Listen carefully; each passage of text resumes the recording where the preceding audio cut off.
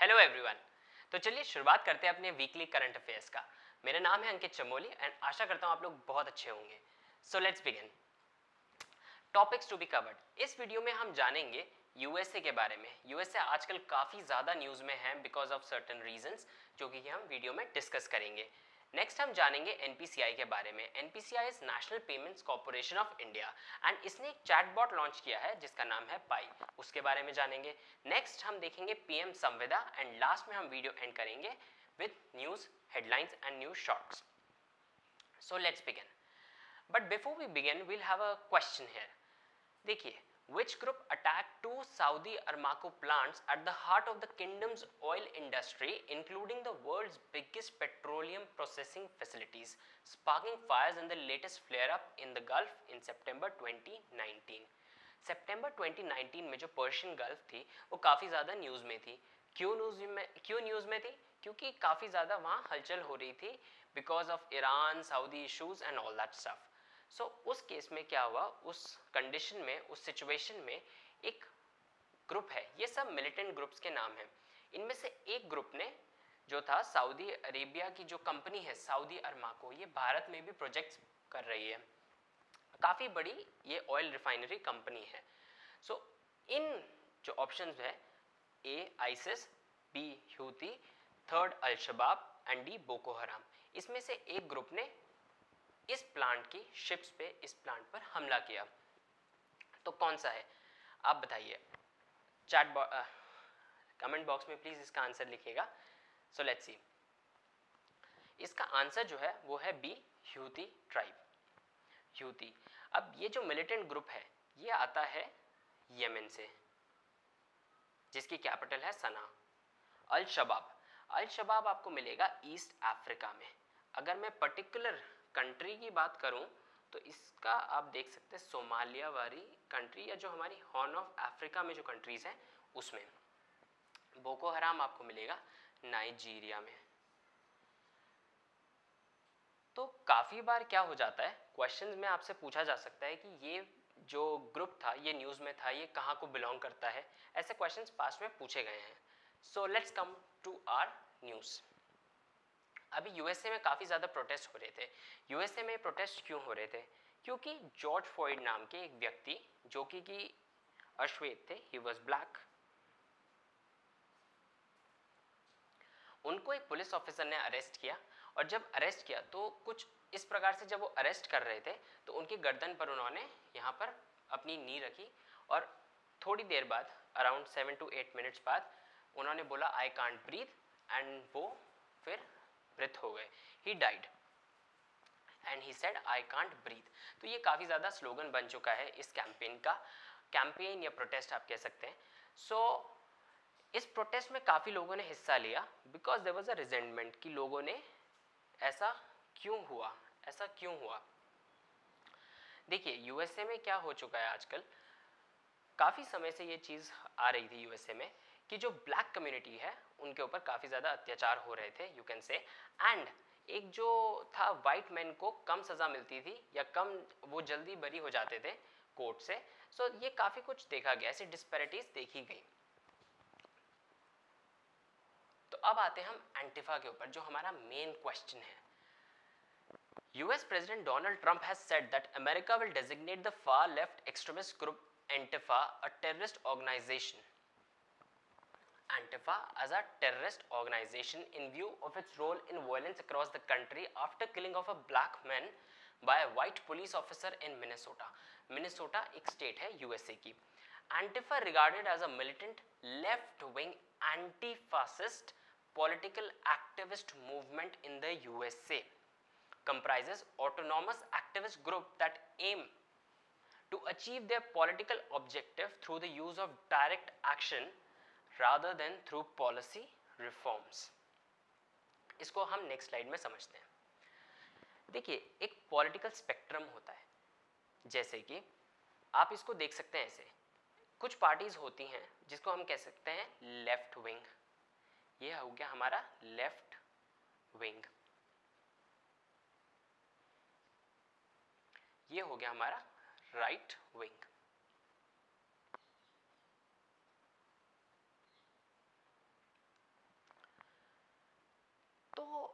जो पार्टीज़ होती हैं, पॉलिटिकल पार्टीज़ होती हैं, वो किसी ना किसी एक तरफ जाती हैं। बहुत सारी पार्टीज़ जो होती हैं वो सेंटर लेफ्ट, जैसे कि पॉपुलर सेंटर लेफ्ट पार्टीज़ आप देख सकते हैं, इंडियन नेशनल कांग्रेस एंड इसमें आप देख सकते हैं जो सेंटर राइट पार्टीज़ हैं उसमें आप देख सकते हैं बीजेपी। सो होता क्या है, इन पार्टीज़ के अपने अपने एक आइडियोलॉजीज़ होती है इस पॉलिटिकल स्पेक्ट्रम की। तो जो ये पॉलिटिकल स्पेक्ट्रम है उसकी जो आइडियोलॉजीज़ होती हैं वो आप पॉलिटी में आप सर आपसे डिस्कस करेंगे। बट अगर हम इसमें देखें तो एक्सट्रीम में जब हम जाते हैं, एक्सट्रीम में हम जब जाते हैं तब हम एंटी फासिस्ट की तरफ जाते हैं। ठीक है, एक तरफ तो हो गया कम्युनिज्म और एक हो गया फासिज्म। फासिज्म जब भी आप सुने तो आपके दिमाग में हिटलर की इमेज आनी चाहिए, क्योंकि this is a perfect example of fascism. एक रेस सुपीरियर है एंड एक रेस इन्फीरियर है। So this is what is all about Hitler and fascism. Fascism जो है ये काफ़ी ज़्यादा क्या, एक काफ़ी ज़्यादा गलत विचारधारा है। एंड सिमिलरली एंटी फासिज्म भी वही चीज़ कह रही है। देखिए एंटी फासिज्म क्या है, M is to achieve their political objective through the use of direct action rather than through policy reforms। वो सीधा एक्शन, मतलब चाहे कैसे भी हो अपना ऑब्जेक्टिव पूरा करना है। So this is also bad. अब देखिए लाइफ में जब भी ये चीज़ें आएंगी, एक्सट्रीम्स आर नेवर गुड। अभी हमने बात करी थी, जैसे हम स्टार्टिंग में हमने देखा था, जो एक क्वेश्चन देखा था ये वाला, तो इसमें हमने बात करी थी इन ग्रुप्स के बारे में। So these are militant groups. However जो हम ये देख रहे हैं antifa, this is an ideology. इसका कोई या मिलिटेंट ग्रुप या ऑर्गेनाइजेशन नहीं है, ये एक आइडियोलॉजी है। And it's very very difficult to fight an ideology and a militant group. Because देखिए आइडियोलॉजी या मिलिटेंट ग्रुप, अब जैसे इतने सारे हमने जो मिलिटेंट ग्रुप्स देखे अभी पीछे इस वाले क्वेश्चन में, हर दिन न्यूज़ में आता रहता है कुछ ना कुछ कि इस वाले लीडर को मार दिया, इसके किसी लीडर को मार दिया गया, इसके किसी लीडर को मार दिया गया, वगैरह वगैरह। All this happens. बट ऐसा क्यों होता है कि ये जो लीडर्स हैं ये मरने के बाद भी ये जो ऑर्गेनाइजेशन है वो एक्टिव रहती है? सिंपली बिकॉज इनकी आइडियोलॉजी कभी मरती नहीं है। It's very very difficult to kill an ideology. तो जो ये आइडियोलॉजी है, ऐसी ही एक आइडियोलॉजी है एंटी फासिस्ट। तो हमने इसमें जाना पॉलिटिकल स्पेक्ट्रम के बारे में and we had a look about antifa. Antifa जो हमने डिस्कस किया, इसको डोनाल्ड ट्रंप ने एक फार लेफ्ट एक्सट्रीमिस्ट ग्रुप का दर्जा दिया एंड इसको एक टेररिस्ट ऑर्गेनाइजेशन डिक्लेयर करना चाह रहे हैं। Let's move forward. नेक्स्ट हम देखते हैं question 2। Consider the following statements. Bharat bill payment system is a proposed centralized billing payments infrastructure which enable customers to pay a variety of bills anytime anywhere. It has been proposed by RBI. The National Payments Corporation of India has been designated as the authorized Bharat Bill Payment Central Unit. So please comment box में इसको attempt करने की कोशिश कीजिएगा। The correct answer is D. इसका explanation आप देख सकते हैं। तो ये जैसे आपने देखा एनपीसीआई एक काफ़ी इंपॉर्टेंट टॉपिक हो जाता है हमारे एग्जाम्स के लिए। National payments corporation of India. तो एनपीसीआई क्या है? देखिए जैसे आरबीआई है, आरबीआई का काम क्या है? RBI is called as the bank of banks. ठीक है, बैंकर टू द बैंक्स। तो जो आरबीआई है उसका काम है बैंक्स को कंट्रोल करना। एनपीसीआई जो है national payments corporation of India, आज के टाइम में हम सब लोग कहीं ना कहीं गूगल पे, पेटीएम, भीम ऐप, ये कहीं ना कहीं हम सब लोग इन चीज़ों को यूज़ करते हैं। आईएमपीएस इमीडिएट पेमेंट सिस्टम, हम इन सब फैसिलिटीज़ को यूज़ करते हैं ताकि हम पेमेंट्स कर सकें।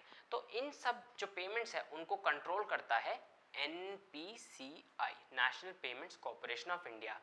तो ये एनपीसीआई का काम है, अगर इन ट्रांजैक्शंस में गूगल पे के थ्रू आप कर रहे हैं, पेटीएम के थ्रू आप कोई ट्रांजैक्शन कर रहे हैं, भीम ऐप के थ्रू आप कर रहे हैं, आईएमपीएस अपने बैंक टू बैंक आप कुछ ट्रांसफ़र कर रहे हैं, तो उसमें क्या हो रहा है, जब कोई भी दिक्कत आएगी सो उसको ओवरलुक करेगा एनपीसीआई। तो एनपीसीआई का काम है जो ऑनलाइन ट्रांजैक्शंस हैं उनको देखना। तो रीसेंट डेवलपमेंट क्या है, देखिए रिसेंटली पाई एक चैटबॉट है। अगर आप IRCTC की वेबसाइट पे जाएंगे जहाँ से हम रेलवे टिकट्स बुक करते हैं, तो उसमें एक उनका चैटबॉट है दिशा।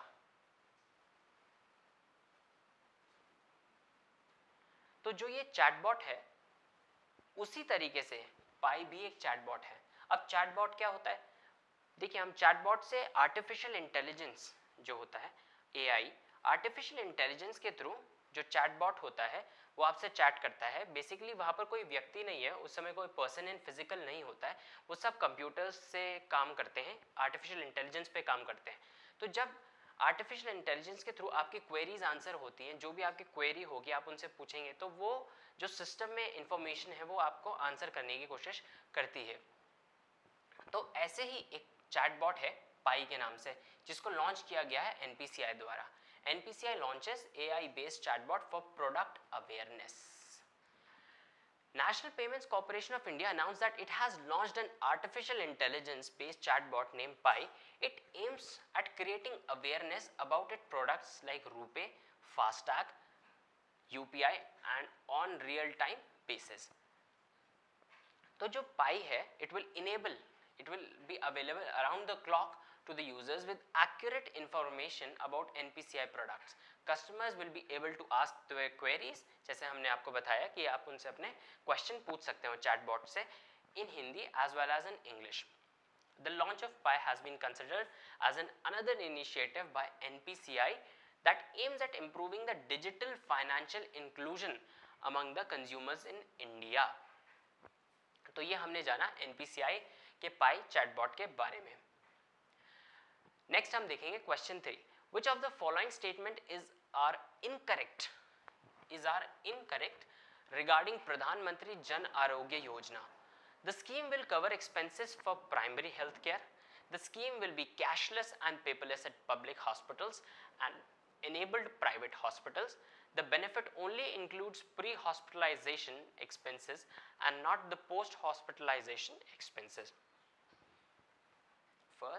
ये फर्स्ट स्टेटमेंट है, second and third.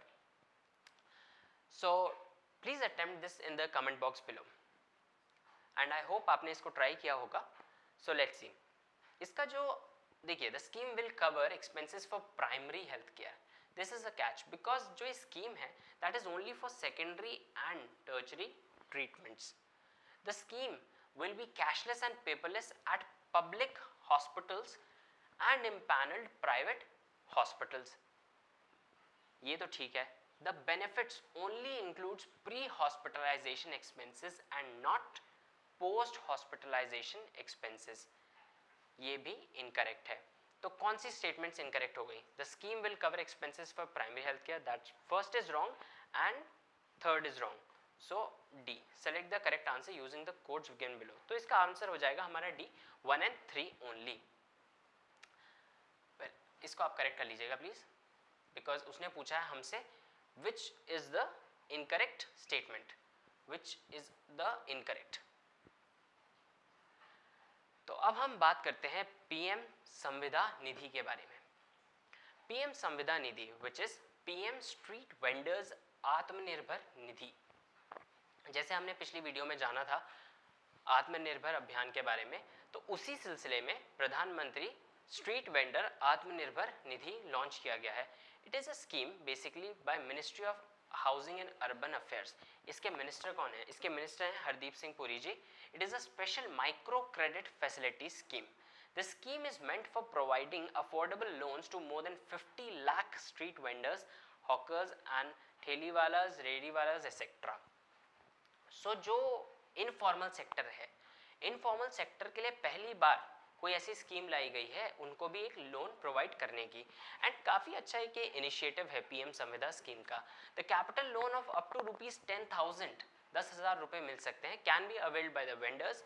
Loan is repayable in monthly instalments in a tenure of 1 year. 1 साल के अंदर उसको वापस करना है. In case of timely payment, early repayment of loan and interest subsidy, आपको पैसा मिलेगा अगर आपने टाइम पे पेमेंट कर दी, ऑफ 7% पर एनम. सो एक बहुत ही अच्छा एक इसमें ऑब्जेक्टिव एक जोड़ा हुआ है will be credited to the bank accounts of beneficiary through DBT direct benefit transfer on 6 monthly basis. It also provides for escalation of credit limit on early or timely repayment of loan. Second, for ensuring the effective delivery and transparency, a digital platform with web portal mobile app is being developed to administer the scheme with an end-to-end solution. It encourages digital transaction. The scheme will provide incentive to street vendors for using digital transactions through monthly cashback. देखिए जो news है वो कहीं ना कहीं linked है. अब आप देखिए using digital transactions through monthly cashback. अभी हमने एनपीसीआई के बारे में जाना था तो कैसे वो अपना जो फाइनेंशियल इंक्लूजन है उसका गोल ऑब्जेक्टिव जो है अचीव करना चाहें. So they can also collaborate with this scheme. The Ministry of Housing and Urban Affairs will launch capacity building and financial literacy program of all stakeholders in the month of June in collaboration with state governments, state missions of DAY NULM, that is National Urban Livelihood Mission and Digital Payment Agitators. So ये हमने जाना इस scheme के बारे में which is PM संविदा scheme. Basically street vendors को आत्मनिर्भर बनाने की ये कोशिश है और एक बहुत ही अच्छी पहल है. उसमें उनको लोन्स दिया जाएगा अप टू 10,000 रुपीज़. नेक्स्ट हम देखेंगे important news headlines. UP Yogi government to develop 800 kilometre herbal belt with medicinal herbal trees along both sides of the road. तो जो हमारी रोड होती है उसके दोनों तरफ ट्री कवर लगाया जाएगा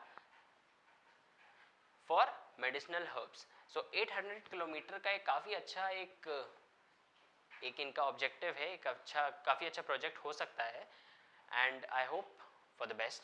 सो क्योंकि अगर इससे जो खेती है जो एग्रीकल्चर है एक तो उसमें इन हर्ब्स का जो मेडिसिनल हर्ब्स है उनका यूज़ अच्छा हो पाएगा. Specially it will make this whole 800 kilometer stretch a beautiful and much more effective use of the land. Next हम देखेंगे मॉन्टेनिग्रो जो कंट्री है the first country in Europe to declare itself corona virus free. काफ़ी important हो जाता है, आपसे straight पूछा जा सकता है which is the first country in Europe to declare itself corona virus free. So ये कंट्री है Montenegro which is located here. आप देख सकते हैं छोटा सा it is located over here Montenegro. चलिए आप इसकी कैपिटल मुझे बताइएगा और अगर आप स्क्रीन को ध्यान से देख रहे हैं तो the answer is on the screen only. Let's move forward.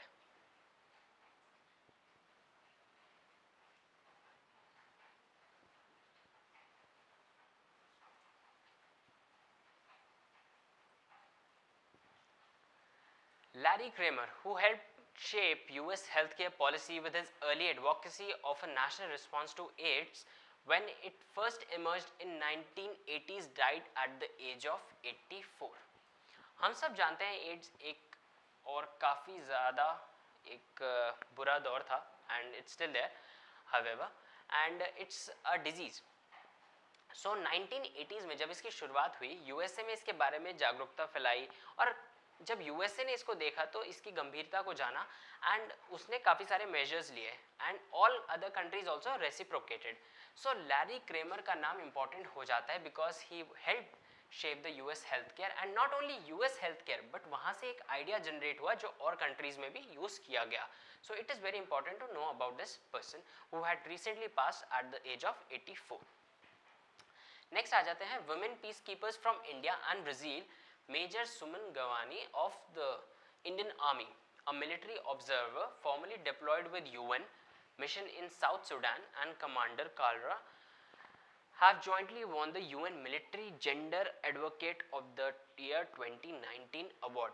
हम सब लोग जानते हैं UN पीस कीपर्स होते हैं. बेसिकली इनको ब्लू हेलमेट फोर्स भी कहा जाता है. ब्लू हेलमेट फोर्स क्यों कहा जाता है blue helmet force? Because of their blue helmets.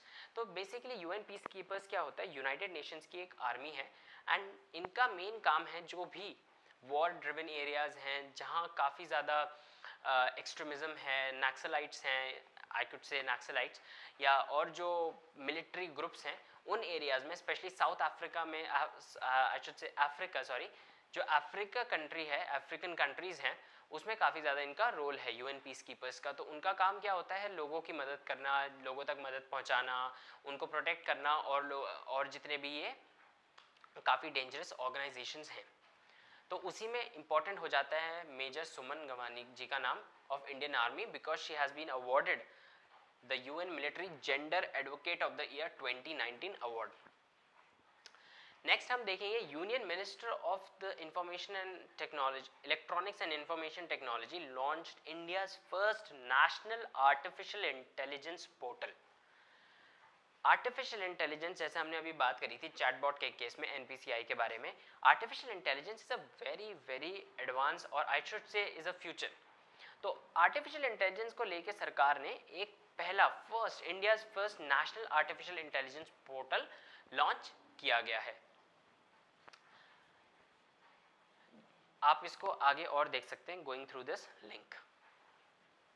Okay, Prime Minister Narendra Modi launched a technology platform called Champions. Champions stands for Creation and Harmonious Application of Modern Processes for Increasing the Output and National Strength. तो काफ़ी बड़ा इसका full form है। The portal aims to make smaller units big by supporting them. जो छोटे उद्योग हैं उनको बड़ा बनाने का, encourage करने का उनको, and solving their grievances, helping and hand holding. It will act as a one-stop shop solution for all entities of the MSME sector. MSME sector काफ़ी इंपॉर्टेंट है हमारे लिए क्योंकि अराउंड 30% जीडीपी का कंट्रीब्यूशन होता है एमएसएमई सेक्टर्स का। Recently MSME की जो डेफिनेशन थी उसमें चेंज किया गया है, उनको टर्नओवर और उनका जो कैपिटल इन्वेस्टमेंट है उसके ऊपर जो क्लासिफिकेशन था उसका दायरा बढ़ा के उसमें अब बहुत सारी और कंपनीज आ सकेंगी। So this was all in this video session of where we talked about the current affairs, weekly current affairs. So thank you for watching. I hope you enjoyed this video. Thank you.